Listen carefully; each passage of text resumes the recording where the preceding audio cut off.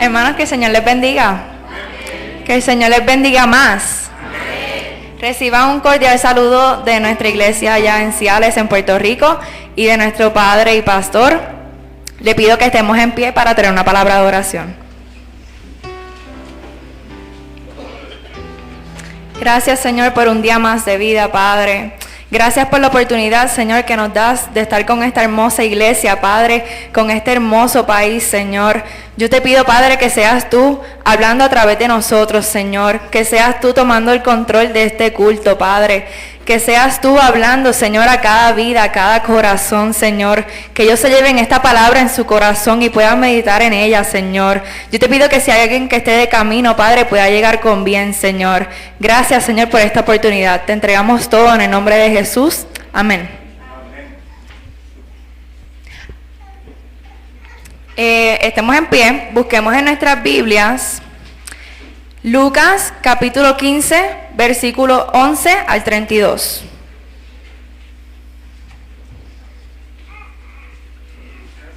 Lucas capítulo 15, versículo 11 al 32. También dijo un hombre, tenía 2 hijos, y el menor de ellos dijo a su padre, Padre, dame la parte de los bienes que me corresponde, y les repartió los bienes. No muchos días después, juntándolo todo el hijo menor, se fue lejos de una provincia apartada, y allí desperdició sus bienes viviendo perdidamente. Y cuando todo lo hubo malgastado, vino una gran hambre en aquella provincia, y comenzó a faltarle. Y fue y se arrimó a uno de los ciudadanos de aquella tierra, el cual le envió a su hacienda para que apacentase cerdos, y deseaba llenar su vientre de las algarrobas que comían los cerdos, pero nadie le daba. Y volviendo en sí, dijo, ¿cuántos jornaleros en casa de mi padre tienen abundancia de pan, y yo aquí perezco de hambre? Me levantaré e iré a mi padre, y le diré, Padre, he pecado contra el cielo y contra ti. Ya no soy digno de ser llamado tu hijo. Hazme como a uno de tus jornaleros. Y levantándose vino a su padre, y cuando aún estaba lejos, lo vio su padre, y fue movido a misericordia, y corrió, y se echó sobre su cuello, y le besó. Y el hijo le dijo, Padre, he pecado contra el cielo y contra ti, y ya no soy digno de ser llamado tu hijo. Pero el padre dijo a sus siervos, sacad el mejor vestido y vestidle, y poned un anillo en su mano y calzado en sus pies, y traed el becerro gordo y matadlo, y comamos y hagamos fiesta, porque este es mi hijo, muerto era, y ha revivido, y se había perdido, y es hallado. Y comenzaron a regocijarse. Y su hijo mayor estaba en el campo, y cuando vino y llegó cerca de la casa, oyó la música y las danzas, y llamando a uno de los criados, le preguntó qué era aquello. Y él le dijo, tu hermano ha venido, y tu padre ha hecho matar el becerro gordo, por haberle recibido bueno y sano. Entonces se enojó y no quería entrar. Salió, por tanto, su padre, y le rogaba que entrase. Mas él respondiendo dijo al padre, he aquí tantos años te sirvo, no habiéndote desobedecido jamás, y nunca me has dado ni un cabrito para gozarme con mis amigos. Pero cuando vino este tu hijo, que ha consumido tus bienes con rameras, has hecho matar para él el becerro gordo. Él entonces le dijo, hijo, tú siempre estás conmigo, y todas mis cosas son tuyas. Mas era necesario hacer fiesta y regocijarnos, porque este es tu hermano, era muerto y ha revivido, se había perdido y es hallado. Amén. Aquí en el proyector podemos ver una obra, que les voy a hablar un poco del pintor y sobre la obra. Rembrandt Harmenson, 15 de julio de 1606, es el pintor de esa obra que pueden ver ahí. Fue un pintor y grabador holandés.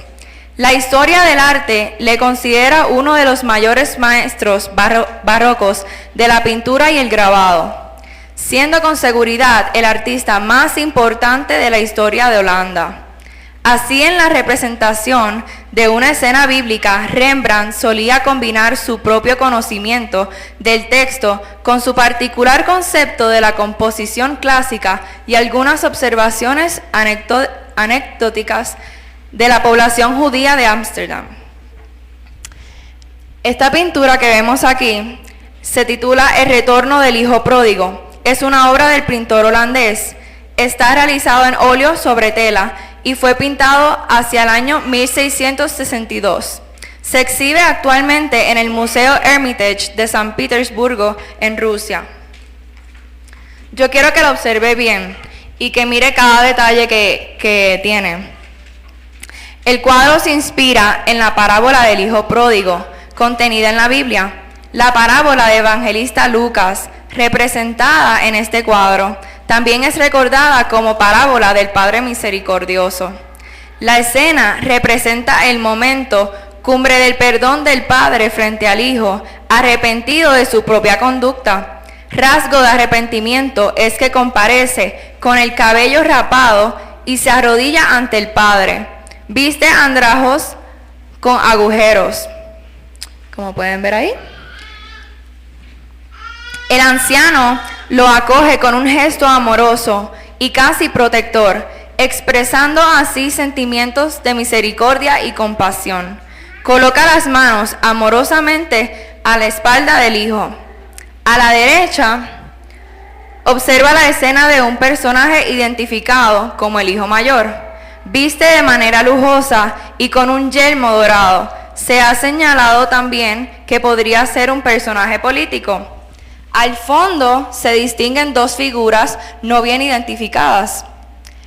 Póngale cuidado. La luz incide directamente en esta pareja, padre-hijo. Así como en el rostro del personaje de la derecha, el resto de la composición queda en la sombra. Se ha relacionado el tema de esta obra y su forma de expresarla con el momento personal que pasaba Rembrandt. Viejo, solo y arruinado, ya próximo a su muerte. De ahí que logre transmitir una sensación de tragedia, como la realidad de muchos y muchas en nuestra humanidad. Hermanos, primero que nada, que el Señor les bendiga. Tienen una iglesia hermosa, de verdad que sí. La presencia aquí es enorme. Yo ahorita cuando estaban tocando los cánticos sentía que me iba a desmayar de lo liviano que me sentía. Como pueden ver aquí, y muchos conocemos esta historia, ¿verdad? Sobre el hijo pródigo. Varios la conocen, ¿cierto? Es una historia hermosa, pero si se fijan, siempre se le da el personaje principal, le enseñan como el hijo pródigo, ¿verdad? Pero si se vienen a analizar realmente, el personaje principal sino el padre amoroso y misericordioso. Y les quiero volver a ustedes, quiero volver hacia el principio del texto, cuando el hijo menor le dice a su padre, Padre, dame la parte de la herencia que corresponde.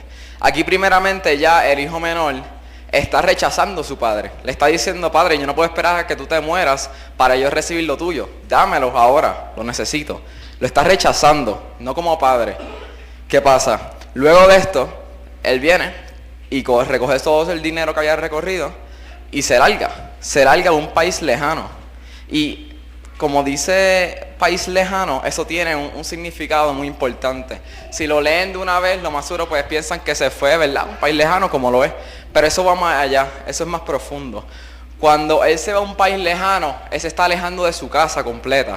Él se está alejando de donde él se crió, de la fundación de la iglesia, de lo que lo formó a él. Él está renunciando a su Dios y renunciando a que es hijo de Dios y se está apartando. ¿Qué pasa con esto? Cuando él llega allá al país lejano, como todos ustedes conocen la historia, el hijo menor se pierde en el mundo, como mucho nos ha pasado a nosotros. Personalmente a mí me pasó.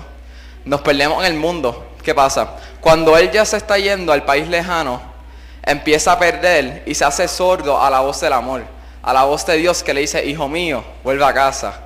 Hijo mío, te quiero conmigo. Y cada vez que se hace más sordo a la voz del amor, a la voz de Dios, es más audible a las voces del mundo, a las voces que le dicen, mira todo lo que te ofrezco, mira todos los placeres que te ofrezco desde el mundo. Y muchas veces nosotros no hacemos sordo a la voz, nos hacemos sordo a la voz de Dios que nos dice, hijo, ven hacia mí, descansa en paz conmigo. Y muchas veces es más fácil oír otras voces porque son más convincentes al momento. Y les quiero leer rápido en Salmo 139, que dice, en una parte, que dice: dejar el hogar significa ignorar la verdad de que Dios me ha moldeado en secreto, me ha formado de las profundidades de la tierra y me ha tejido en el seno de mi madre. Dejar el hogar significa vivir como si uno no tuviera casa y tuviera que ir a deambular por el mundo, ¿verdad? Como nos ha pasado a muchos de nosotros. Mientras nosotros nos alejamos, como les dije ahorita, nos hacemos sordos a la voz del amor. ¿Qué pasa con esta historia? Una vez a él se le acaba toda la plata, como a nosotros se nos puede acabar, ¿verdad? La diversión del mundo. Como se nos puede acabar ya dónde recorrer, no sabemos a dónde recorrer. Lo teníamos todo en la casa y lo perdimos por algo temporero. Él se le acaba toda la plata, se le acaban todas sus amistades falsas, se le acaba todo. Y él, como no tenía plata, comienza a trabajar para un hombre, ¿verdad? Un hombre de la ciudad. Y lo pone a trabajar con los puercos, con los cerdos, se dice aquí, ¿verdad? Y él llegó al punto más bajo de su vida, como a lo mejor lo han hecho ustedes y lo he hecho yo, que a él ni le daban la algarroba. La algarroba, no sé si la conocen aquí, es una comida muy asquerosa, ¿verdad? Es lo que comen los puercos. Y a él ni le daban la algarroba, o sea, la comida que le daban a los puercos. O sea, a ese nivel tan bajo él tuvo que llegar. ¿Qué pasa? Aquí hay algo bien importante que se llama reclamar la infancia. Y aquí es donde quiero engranar con ustedes, padres, que están aquí hoy. Porque en su momento más bajo, cuando, o sea, él lo pudo haber perdido todo, pudo haber perdido la plata, las amistades, las prostitutas, todo lo que había ganado, ¿verdad? Supuestamente. Pero él seguía siendo hijo. Él nunca paró de ser hijo. ¿Qué pasa con esto? Es bien importante para ustedes, padres, reclamar la infancia. Tienen que ver cómo ustedes crían a su hijo, cómo lo fundamentan, cómo lo educan. Porque a ese punto más bajo, como ustedes sabían, en la casa de él estaba feliz, lo habían criado de una forma hermosa. Y cuando él llega a ese punto más bajo, él reclama la infancia. Se recuerda: diantre, yo que tenía todo allá, era perfecto, ¿y por qué me fui? ¿Por qué me fui si ahí lo tenía todo, no tenía nada que buscar? Y yo personalmente tengo muchas amistades que realmente les diría que si hoy llegan a su punto más bajo y reclaman su infancia, nunca volverían a sus casas. Y yo les quiero preguntar a ustedes, padres, una pregunta muy fuerte, pero les quiero preguntar: si hoy su hijo se marcha de su casa, mañana en su momento más bajo, cuando él reclama la infancia, ¿volvería a sus casas? Piénsenlo bien, sean honestos. Esto es una forma, ¿verdad?, de uno autoevaluarse para mejorar. Con el hermano mayor, cuando ya él llega en su momento más bajo, claro, él se da cuenta y dice: lo que me he perdido. Y va a su casa, vuelve a su casa. Pero no de una forma de como hijo. Él decía: si yo puedo estar aquí trabajando para este hombre, puedo hacer lo mismo, pero en mi casa, con mi padre. O sea, él fue de una forma para trabajar al padre, no como hijo, sino como sirviente. ¿Qué pasa? Cuando él retorna a su casa, lo ve el padre, ¿verdad? El padre misericordioso, que se supone que somos nosotros, ¿verdad? ¿Somos misericordiosos y amorosos? Cuando él viene, en nuestra mente humana matemática, pensaríamos que rápidamente el padre lo castigaría, ¿verdad? Le cortaría muchos privilegios, le quitaría todo, lo traería como sirviente. Todo al contrario. Si ustedes pueden ver como esa foto, aquí, voy a acercar. Cuando la Biblia nos dice, Lucas nos dice a nosotros, que cuando el hijo regresa, el padre lo primero que hace es correr hacia él y le da un abrazo. Es como, el abrazo significa como su felicidad exterior, ¿verdad? Significando que lo ama completamente. Y muchas veces nosotros pensamos que podemos ser como él, ¿verdad? Pero cuando viene el momento, ¿realmente lo somos? Lo somos, hermanos. Y si ustedes ven en esta forma, aquí,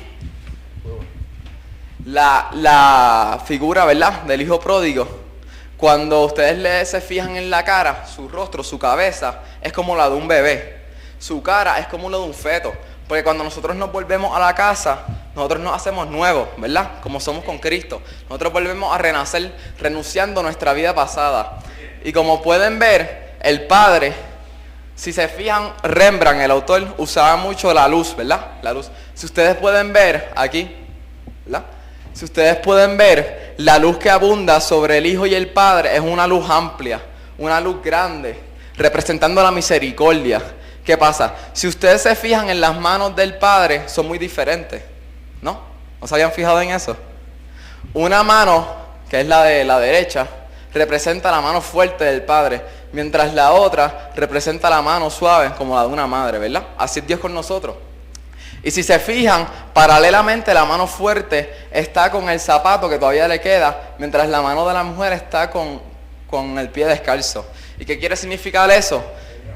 Que en nuestro momento más bajo, en nuestro momento más, como él lo había perdido todo, como ese zapato de la izquierda, ¿verdad? Que se había quedado descalzo, Dios nos consuela. Dios nos consuela con misericordia y con su amor, así como la mano de una madre. Y mientras el zapato que nos queda, ¿verdad? Que para mí es con lo que él caminó, con ese esfuerzo, ¿verdad? Dejar ese orgullo, con esas fuerzas que él tomó, Dios nos sostiene con esa mano fuerte. Eso no es, hermano. ¿Qué pasa? Cuando él llega a su casa, ¿verdad? El padre rápidamente le quiere preparar la fiesta más grande. La fiesta más grande, con las mejores carnes, con todo lo mejor. ¿Qué pasa? Cuando llega el hijo mayor,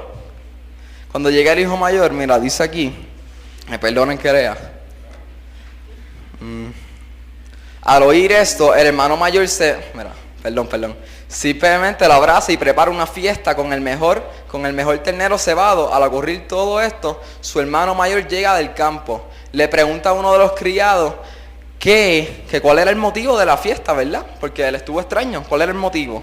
Y el criado le explica que, ¿verdad? Que su hijo menor había llegado, que el hermano había llegado, que tenía que estar feliz. ¿Por qué no?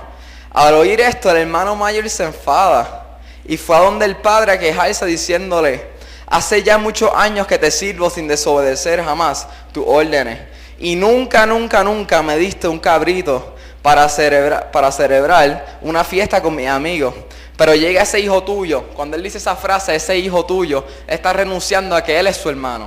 O sea, ya él, el hermano que se había quedado en la casa, ¿verdad?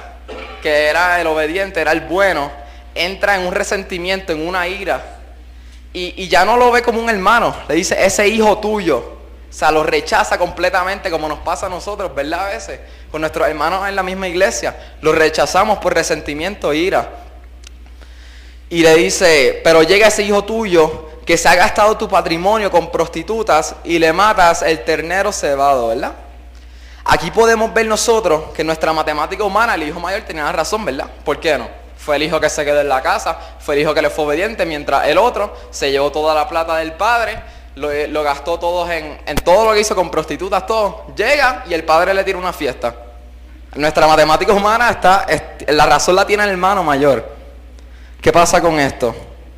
Aquí volvemos a nuestro error clásico humano. Nosotros estamos acostumbrados ya a ver el pecado en lo físico, ¿verdad? En lo visible.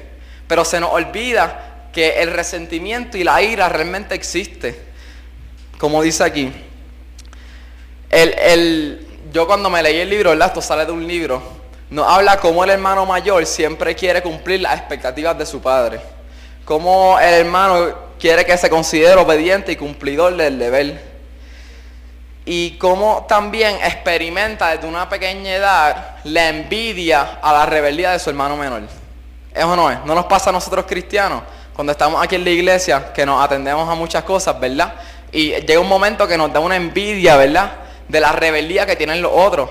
Dicen, como dijo ahorita el hermano, no sé quién era, ¿verdad? Que decía que a veces nuestros vecinos que no son creyentes tienen mejor plata que nosotros, son más bendecidos que nosotros, ¿verdad? Entre comillas.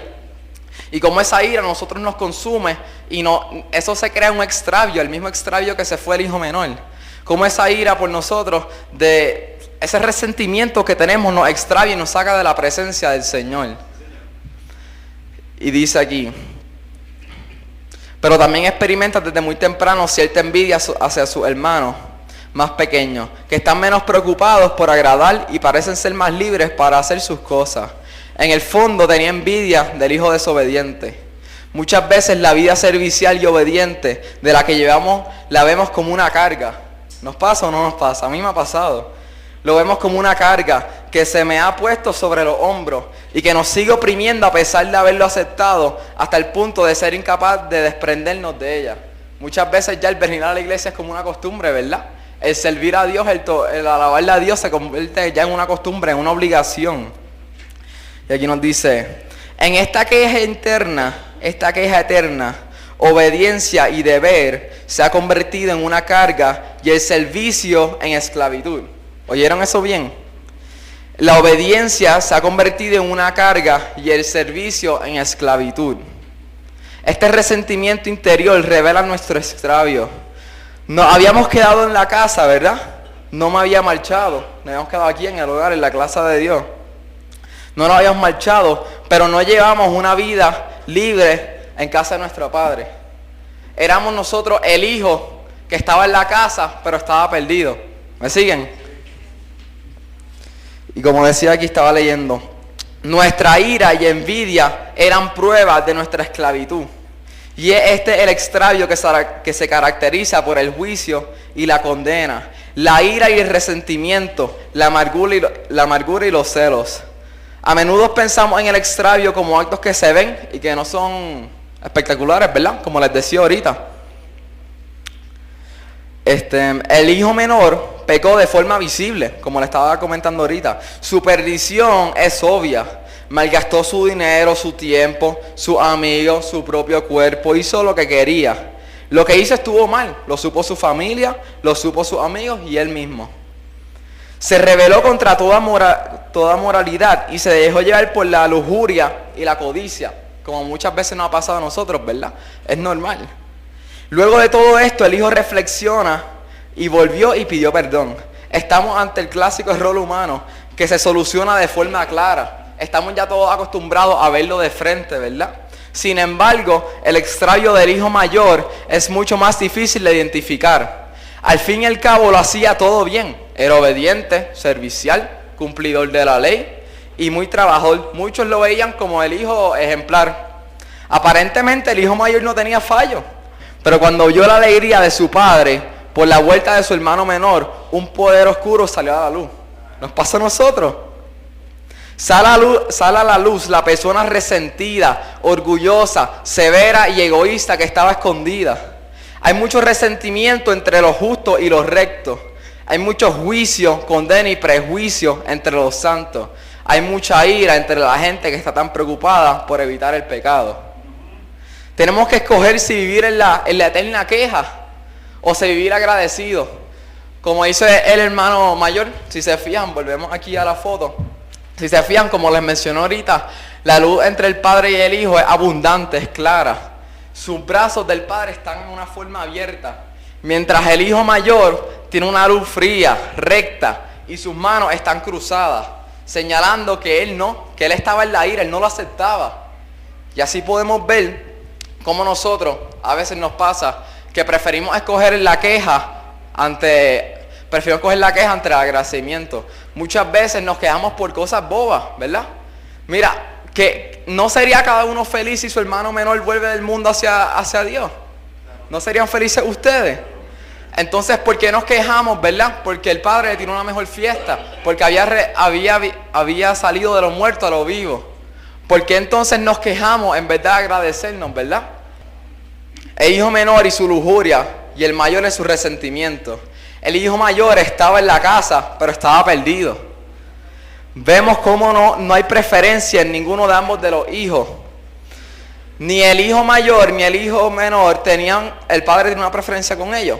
Y les explico por qué. Y eso es una moraleja para ustedes, padres. No podemos tener ningún tipo de preferencia con nuestros hijos. No es la forma de llevar las cosas a cabo. Y ustedes pueden pensar, ¿verdad? Cuando ven la historia, que a lo mejor el padre tenía mucha preferencia con el hijo. Pues lo perdió todo, le quitó todo y luego le preparó una fiesta. El hijo mayor estaba en la casa, pero estaba perdido. Vemos como no hay preferencia en ninguno de ambos hijos.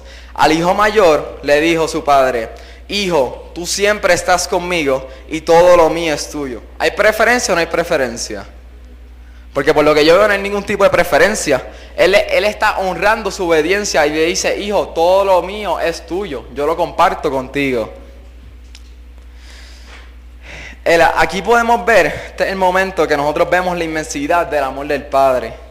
Cómo amó tanto a su hijo menor que lo dejó irse, y el hijo menor largándose y rechazándole, llevó su dinero al mercader. Algo que no les mencioné al principio. Cuando el hijo menor le pide su dinero, ¿verdad? Le pide el dinero que le correspondía. El padre estaba en toda autoridad para negarle. Decirle, no, tú no puedes. Tú vas a esperar por mí. Pero el padre en su misericordia y en su amor no lo quería controlar. No lo quería controlar y lo dejó orar, ¿verdad? ¿Qué pasa? Al fin él llega, el padre con misericordia externa, o sea, ese es nuestro Dios, nuestro Padre Celestial. Nosotros a veces no entendemos su misericordia, ¿verdad? Y nos entramos en resentimiento, decimos, no, yo pequé, no puedo volver a la casa, ¿verdad? Eso le pudo haber pasado al menor. Pero ¿qué pasa? Él va corriendo. Y cuando el padre lo ve, no hace más nada que salir corriendo y abrazarlo, porque estaba feliz de verlo, era su hijo. Así es muchas veces Dios con nosotros. Nosotros pensamos que al pecar nos apartamos. No, Dios quiere que nosotros volvamos a su casa. Quiere que volvamos a nuestro entorno. Quiere que volvamos a oír la voz del amor y no hacernos sordos a ellas. Ahora yo les quiero hacer una pregunta a ustedes. Unas preguntas retóricas, ¿verdad? ¿Cuál fuera tu reacción? ¿Qué tú harías, padre y madre? ¿Qué uno haría? ¿Lo castigaría? ¿Correría? ¿Lo abrazaría? ¿Lo regañaría? ¿Le cortaría muchos privilegios? Aquí es donde vemos realmente la misericordia de Dios. Y aquí es como nosotros vemos cómo nosotros tenemos que adaptar. Cuando Jesús vino a la tierra, Él dio el ejemplo del Padre, ¿verdad? Con su relación con Dios. Así mismo nosotros debemos de adoptarla. Ustedes conocen que Dios es un Padre amoroso y misericordioso. ¿Lo somos nosotros? Yo sería el primero en mentir si digo que sí. Porque muchas veces nosotros decimos que sí, porque claro, con la boca es muy fácil. Pero realmente cuando llega la situación, tenemos misericordia y amor. Cuando tu hijo llegara a tu casa, ¿verdad? Del extravio, ambos, porque ambos como el hijo menor y el mayor necesitaban la misericordia de él. Necesitaban la misericordia del padre, porque ambos estaban en extravios y ambos estaban perdidos. Uno en lujuria y otro en resentimiento. Nosotros realmente, hablando bien en serio, nosotros realmente aceptaríamos a nuestros hijos, a ambos. Nosotros tuviéramos la misericordia necesaria para perdonarlos, para dejar eso en un pasado y comenzar un nuevo futuro. ¿Realmente la tendríamos, hermano? Yo le quiero contar un pequeño testimonio, ¿verdad? Yo recientemente, a mis 14 años, comencé me extravié, ¿verdad? Yo me crié en el Evangelio, pero me extravié completamente. Ambos, del hijo mayor y el hijo menor, ambas situaciones. Y comencé a fumar marihuana. Y bebía mucho. ¿Qué pasa con esto? Yo me había ido de mi casa, ¿verdad? Me había convertido sordo a la voz del amor, completamente. Y una vez, ¿verdad? Dios entra a mi vida, yo caigo en el retorno a mi infancia, como estaba diciendo ahorita. Mis padres aparentemente hicieron un muy buen trabajo, ¿verdad? En su infancia. Crearon la semilla en mí. Y yo, en mi momento más bajo, que ya no podía seguir llenando mi corazón, mi vacío, con cosas placenteras, temporeras, dije, ¿por qué en primer lugar me fui? Si en mi casa lo tenía todo. En mi casa tenía el amor que estaba buscando. En mi casa tenía la misericordia desde un principio. En mi casa lo tenía todo. ¿Por qué me fui? Y cuando Dios entra en mi vida y me toca, yo regreso simbólicamente a mi casa, porque siempre estuve en mi casa, ¿verdad? Mi padre parece que, el pastor Aníbal, el reverendo, como ustedes lo conocen, parece que adoptó esta historia, ¿verdad? Adoptó esa misericordia. Él no me rechazó, Él no me castigó, Él no me dijo, no hijo, perdiste tu oportunidad como hijo, ahora eres mi esclavo, ¿no? Él no me hizo nada de eso, simplemente me abrazó y me dijo, hijo, estoy feliz que estés en casa, hijo, te amo. Y así como mi padre hizo, les exhorto a ustedes que ustedes hagan, ¿verdad? Y no estoy diciendo que mi padre sea la persona más santa, porque no lo es. Pero es un ejemplo vivo hoy en día, no que está en la Biblia, sino es un ejemplo hoy en día vivo de la misericordia y cómo nosotros debemos de adoptarla. A lo mejor si fuiste el hermano menor o el mayor, eso lo sabrás tú. Pero ¿cuántos de nosotros somos el Padre misericordioso? ¿Cuántos de nosotros somos el Padre lleno de amor, hermano? Les pregunto, realmente. Y los quiero dejar con esa pregunta.